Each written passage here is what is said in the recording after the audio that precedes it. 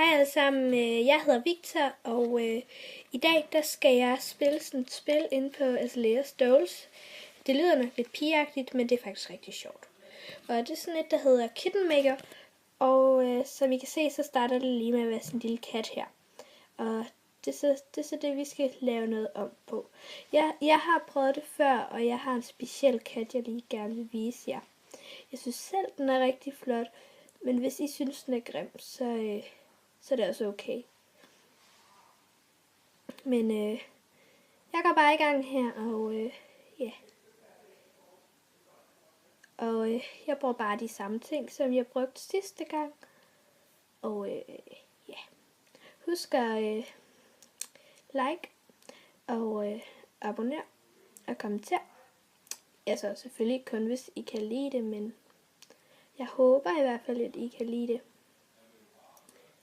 Ja. Så der er ellers ikke så meget at snakke om. I ser bare.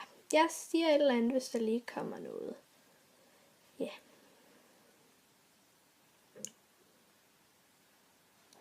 Som I kan se, er den lidt...